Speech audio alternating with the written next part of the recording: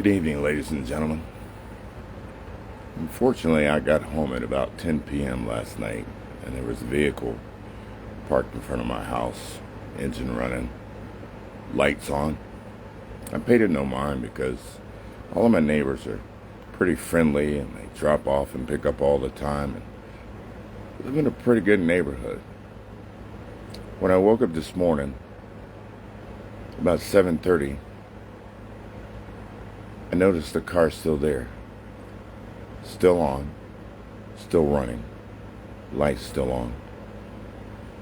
Approached the vehicle. Knocked on the glass. No response from the young man inside, so I called 911. Kid was probably 16, 17 years old. They bring him to the car, and unfortunately, the young man was deceased.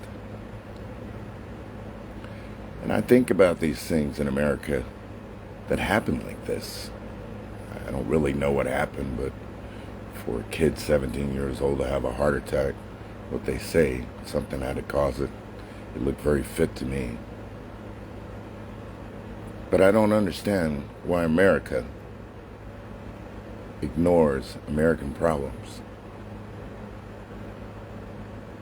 I know we have an opioid crisis here, but our government keeps us focused on nations overseas. We're living in a divided nation that's divided by a nation in a region that's divided. We need to get back to America. We need to start facing the problems and fixing the problems that we have right here instead of turning Americans against Americans over an issue that really doesn't directly affect most of us. It affects politicians, it affects millionaires, it affects pharmaceutical companies or anybody else that makes money overseas.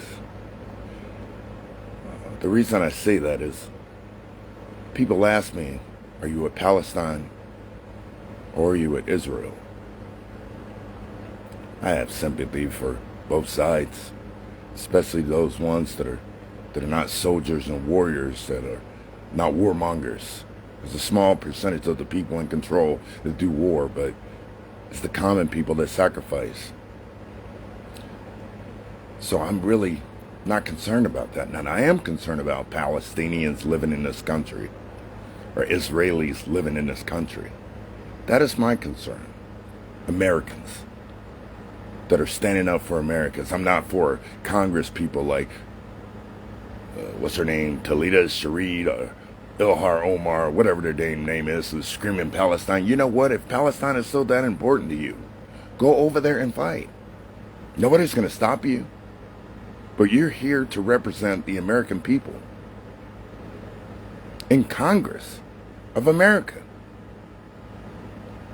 We got our own issues. We got young people dying of fentanyl and other opioids. We got crime that's running rampant. We got criminals that are committing crimes knowing that there is no punishment. But they keep us focused on things overseas, and we can't fix what's here. Why can't we concentrate on what's right here in this country? And maybe we can focus on the opioids and the fentanyl issues. And maybe I won't find things like that outside my door. Me watching that mother cry, seeing her son laid out in a car at 16, 17 years old breaks my heart. So I have no time to feel sorry for people that are waging war on each other over land. They've been doing it for thousands of years. And if we're not careful, we're going to go in that same direction. You got a guy in Vermont just shooting people because they're Palestinian. They're not in Palestine. How are you going to talk peace to a region while waging war in your own nation? America, we got to do something about the politicians. We got to do something about the pharmaceutical companies. We got to hold these people that are not our leaders. They're our voices. They say they're our leaders, but that's not what they're elected for. They're our voices. We need to get back to being Americans, taking care of America, looking out for each other. And then once we reach a point where we're semi-okay, then maybe we can help these other nations. But until then,